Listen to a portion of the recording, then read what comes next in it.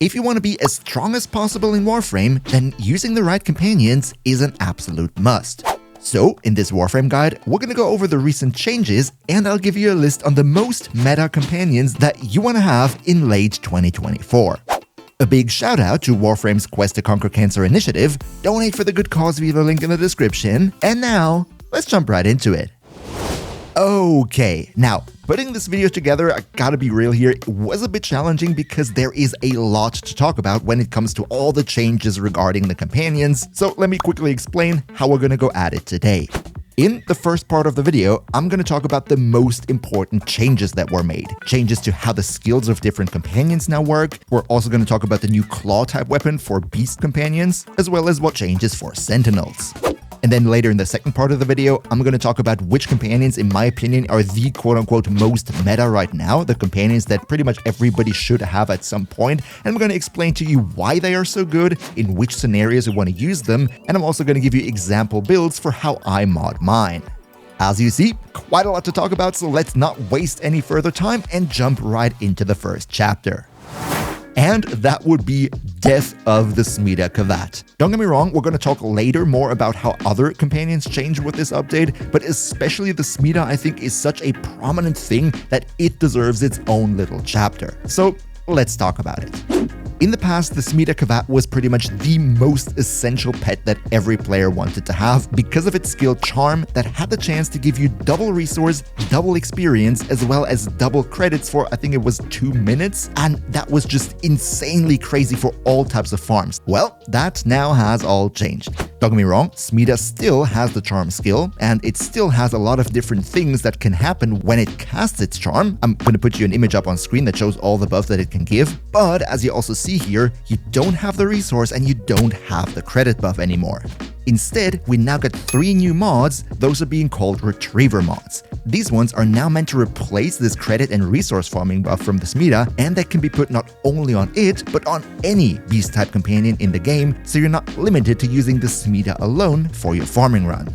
We have 3 Retriever mods. The basic one would be Loyal Retriever that has a 13% chance to double both credit and resource pickups, indicated by a little ×2 symbol on the resource pickup in the bottom middle of the screen. But then we also have 2 sub-variants, those being Prosperous Retriever and Resourceful Retriever, which both have a higher chance to double, but therefore they're limited to either just resources or just credits.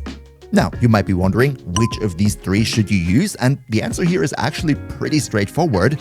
If you do Profit Taker runs as a means to farm credits, then you go for Prosperous Retriever to have a chance to double those credits that you pick up from the Profit Taker. And in any other scenario, you go with Resourceful Retriever because, in all honesty, picking up credits hasn't ever really been like a thing. And I would say 99% of the player base rather just has more resources. Therefore, Resourceful Retriever, in my opinion, is the best one of these 3. As to how you get them, Loyal Retriever, you know, the base variant that does a little bit of both, that is automatically given to every player who already owned a Smeeta Kavat before the Kume update. Prosperous Retriever, you know, the credit one, is being purchased from the Business in Fortuna, and Resourceful Retriever, the one that I think everybody should have, comes from Sun in the Necrolist. However, there is one small thing for the Smeeta Kavat still, and that is that the Smeeta is still the #1 go-to companion for leveling runs, because while it has lost the double credit and double resource boon, it still has the XP boost as part of its Charm buff, and to compensate for the loss of the other 2, this one has even been buffed to now a 3x experience boost, which is really huge, so if you're leveling, you're still gonna want the Smeeta Kavat with you. Oh yeah, and by the way, if you could maybe spare a like for the video, that would be super nice because it helps the channel big time with the YouTube algorithm, so cheers so much for your support. So much for the Smeeta. The next big topic on our list would be the claw type weapons that all beast companions now got. Let's talk about exactly how they work, how to mod them, and what you should know about them. First of all, in the past, companions would automatically target enemies and attack them, and if you wanted to increase their damage output, you would have to put offensive mods on the companion itself, therefore eating away at the mod slots that you have available for your companion build. This now has been changed for every beast type companion, and now you have the companion itself as well as the companion's claws, which are modded like a melee weapon, but they do have special mods, so you don't use normal melee mods for that. You know what? Why don't we just jump right into it? First of all, as you see here, like every other melee weapon in the game, also the claws for companions do have a slot for a stance mod, just that for companions those are called posture mods. As of making this video, there are 6 posture mods available in the game, and what they do is they influence the AI of your companion so you can kind of control how they're going to behave in combat. You have Assassin's Posture, which makes it that your companion will focus attacking Eximus and Elite type units before anything else. Balance Posture, which to me feels like it's the same way that companions always behaved. Elusive Posture, which makes it that they very rarely attack at all, but therefore they gain evasion, making them much more survivable. That would be the one that you use for companions that you don't want to use in combat, but just as a buffing sort of stat stick. Then you have Frenzied Posture, which makes sure that the companion will attack every enemy once and then switch targets. Protect Posture, which according to my testing pretty much works the same way as Balance Posture. Like, in my opinion, it doesn't change the AI of the companion all that much, but it makes sure that the companion stays close by to you and doesn't run off into the distance. And then finally, we would have Persistent Posture, which says that it makes that the companion will pick one target and then focuses on that target specifically. But from all my testing, I can only say never ever use this mod because it does just not do that. Like, the companion will stand around doing nothing half the time and then switch targets all the time anyway. I don't really know what's going on here, but to me it just doesn't look like it works.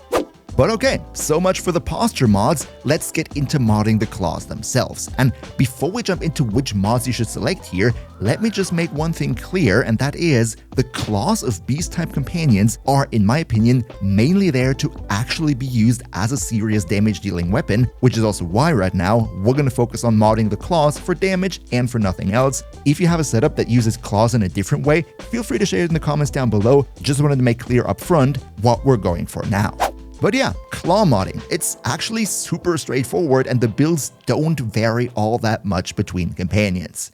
First and foremost, use Maul to increase your melee damage. Then, if the claws of your companions are even remotely crit capable, go of course for Bite because that would be a massive DPS increase. Up next, you would use one of the different conditioning mods, primarily in my opinion the one for Slash because Slash is, the best physical type of damage. Followed by Call the Weak, which is a great mod, increasing your non-critical damage and also increasing your melee damage even further if the enemies are primed. It's kind of like condition overload for the companion, really. Hunter Synergy would be next, which does 2 great things. First of all, it further increases the crit chance of your companion based on how high the crit chance of your Warframe's weapon is. And secondly, the more Hunter mods you have in your entire loadout, the more damage your companion will deal to all enemies when they are affected by Slash, which would also be the reason why you want to make sure that the companion actually deals Slash damage themselves to enable this additional damage bonus.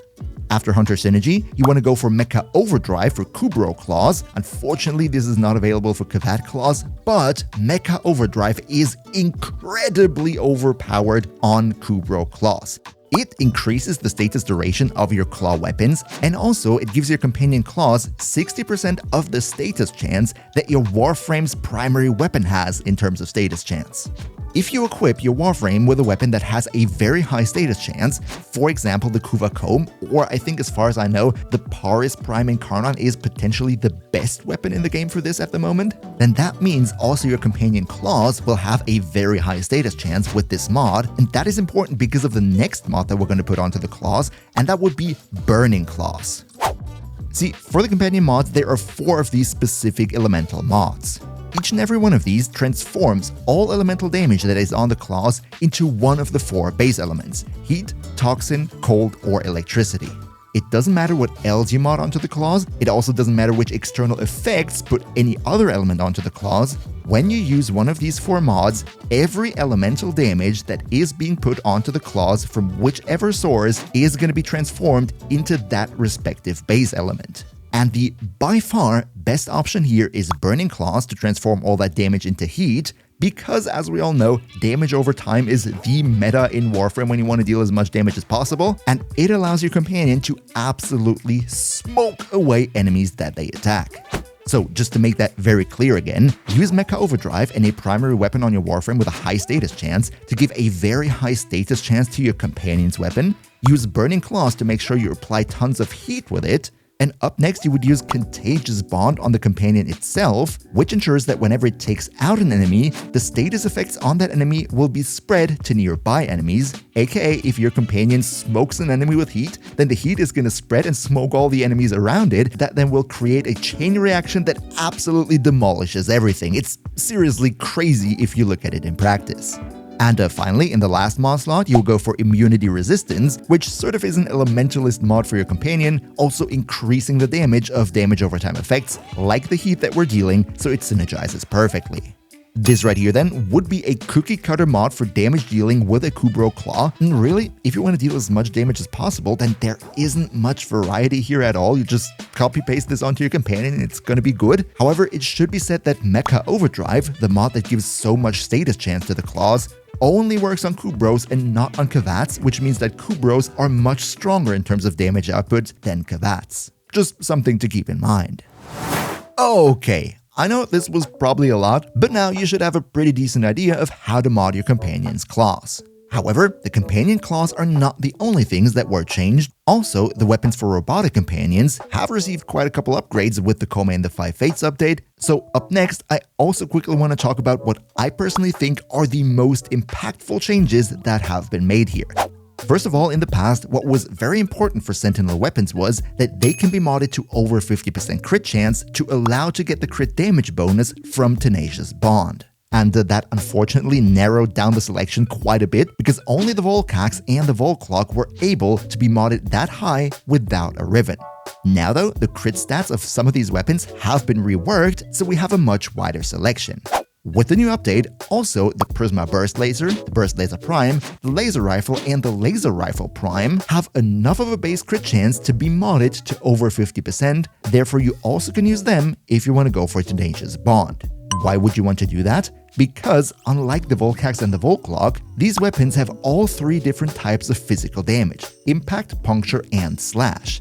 This is very important if you want to use your companion as a status primer with Manifold Bond, because that means you have three different status types initially that you can prime the enemies with right out the gate. The Volcax and the Volclock did not have three different types. However, other than that, I personally think most of these changes, while definitely not bad, didn't completely shake up the Sentinel weapon meta, right? We still have the Verglass Prime at the very top being the objectively best Sentinel weapon in the game, especially with a Riven, but the others aren't quite as bad in comparison anymore. As I said, if you want to read through every single change, you can do that on the Warframe website. I'm going to try to put you a link in the description.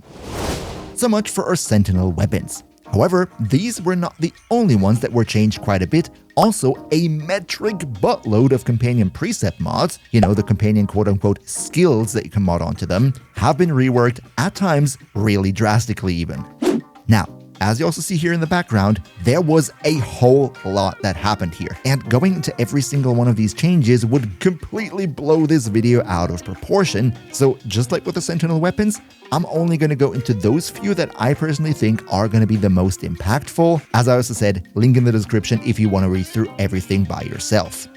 First of all though, one precept that was significantly improved and is now actually really cool, pun totally intended, would be Coolant Leak. What it does now is, if you have at least 2 enemies close by, then it will trigger a cold blast with a 10-meter radius that applies 3 stacks of cold to all the enemies within that range. This is very nice because cold is such a strong status effect, slowing down enemies, making them much less dangerous, and at the same time increasing your critical damage against them. Up next, and I personally think this is the biggest and most OP change in the entire Precept rework, would be the changes to Shade and the Huras Kubrow to their skills with which they can cloak you. In the past, what happens is, if you get within 24 meters of an enemy, you would get cloaked and you would stay invisible until you either leave the radius of the enemy or start using any of your weapons. This, already in the past, was a very great tool for survivability, especially for those Warframes who don't use weapons and deal their damage purely with their abilities, because it would allow them to stay invisible while at the same time dealing damage to enemies. The only problem here was that it was quite a bit inconsistent, because the moment there was no enemy within 24 meters of you anymore, you would instantly become visible again and it would take a little bit of cooldown before you could be cloaked again.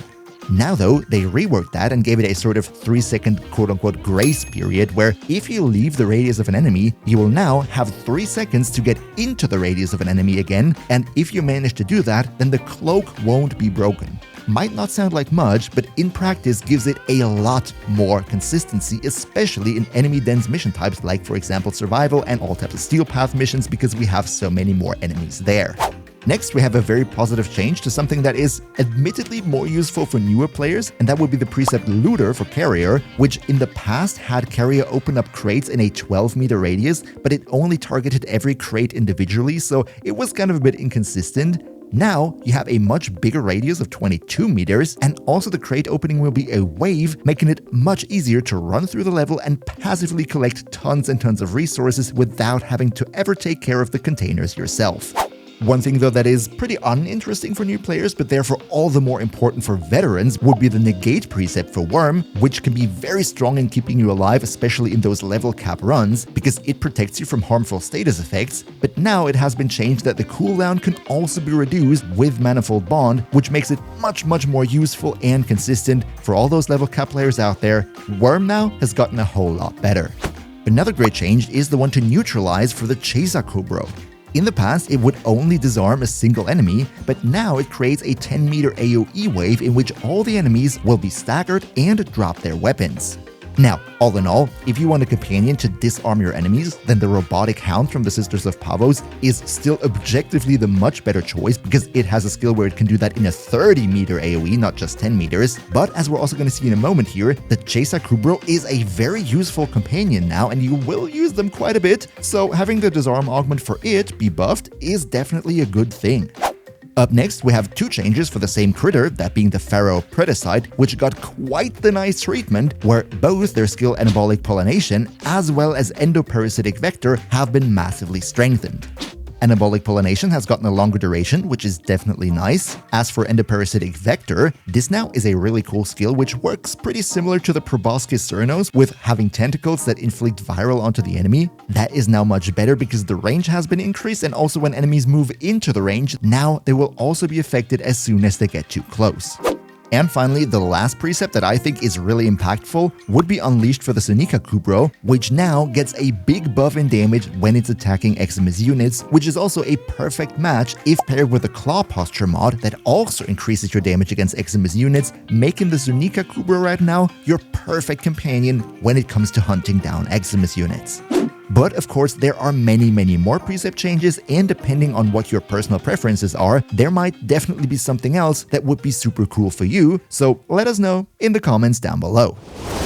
As you see, quite a lot of precept changes, and you might be wondering, how exactly am I going to make sense of all of this? Which companions should I get? Which are the best ones in the game? So let's right now talk about what, in my opinion, are the must-have companions for any account out there right now.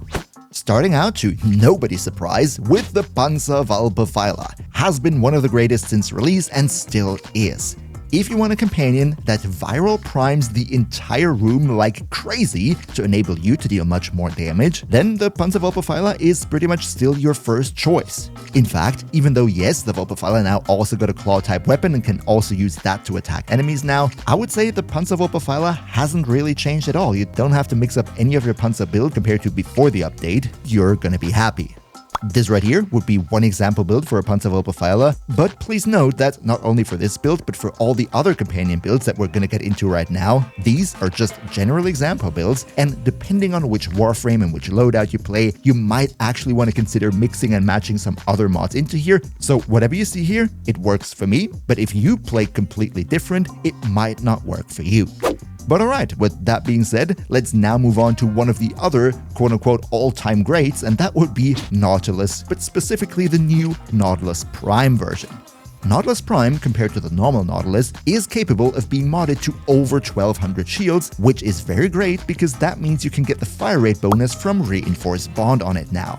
As for why picking Nautilus in the first place, well, not much change here either. Nautilus has the skill Cordon, which allows it to group up enemies for you. And as we all know, in Warframe there are many scenarios where you would want enemies to be grouped up, so if you don't have to take care of that yourself, that is a great thing. This right here would be my Nautilus example build. And up next, you might see a little tendency here. We have something else that was already great before the update, and that would be Diriga, as well as the Sisters of Pavo's Hounds.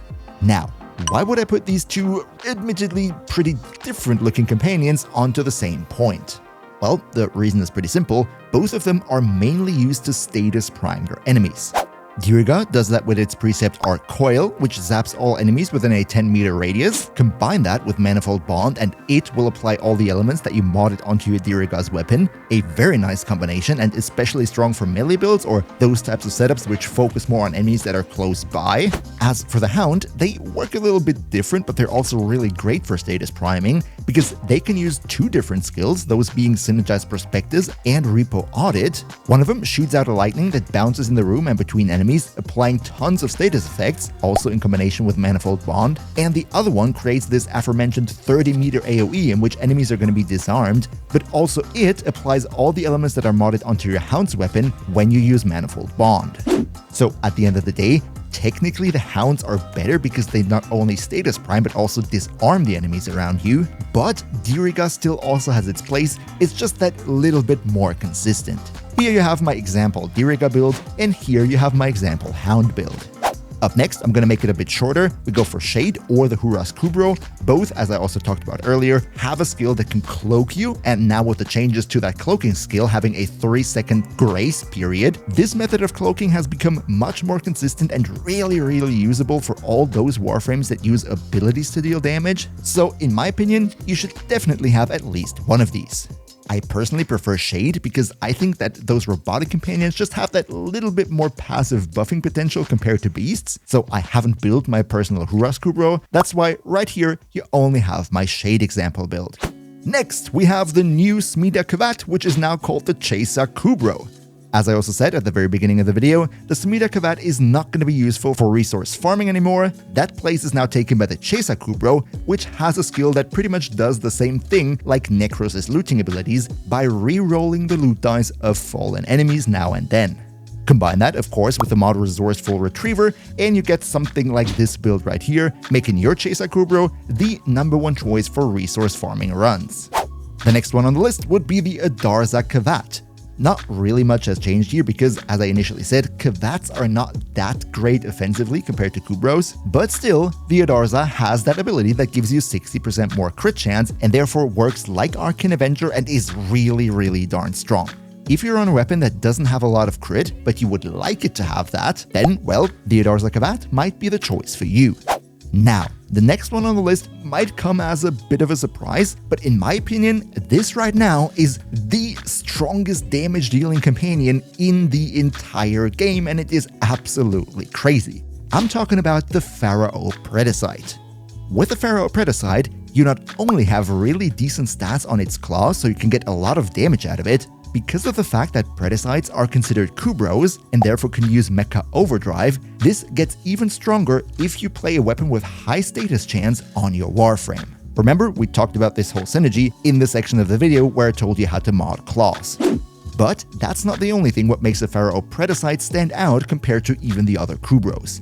Up next, we have one of its freshly reworked Precept mods, that being Anabolic Pollination. What it does is, it gives the Predacite 100% more toxin damage on top. Now, to be fair here, we don't need toxin damage, but, as I also said in the claw section of the video, when we use this mod on the claws, that transforms all the elemental damage of the claws into heat, that also applies to the toxin damage above from Anabolic Pollination. So the plus 100% toxin right here is actually going to be turned into plus 100% heat damage, which is exactly what we want. And then the other precept that it has, Endoparasitic Vector, is super darn strong now because it's kind of like a Panzerwolpefeiler Light, where it spreads viral just in a smaller AoE with its tentacles that it shoots out. But still, that's free viral application, and given the fact that we're aiming to do this heat chain reaction that I initially showed, not only will the heat be spread to nearby enemies, but also the viral from Endoparasitic Vector, making the whole damage of this chain reaction all the more powerful.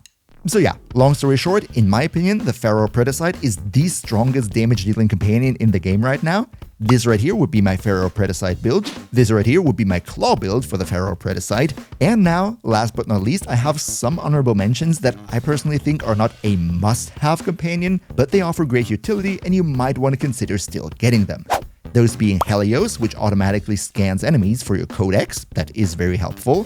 Carrier, that we initially talked about, who can suck up resources, give you all the ammo you need, and at the same time crack containers all around you so you can get even more resources. And then Oxylus, which provides a lot of convenience for general fishing or resource farming runs. But which companion is your personal favorite? Let me know in the comments down below. And if you now want to know everything about the new Galvanized mods and how they make melees even more OP than usual, then also don't miss out on this video right here. Another massive shout out to Quest to Conquer Cancer, link in the description. We see each other, hopefully in the next one, and until then, as always, good loot.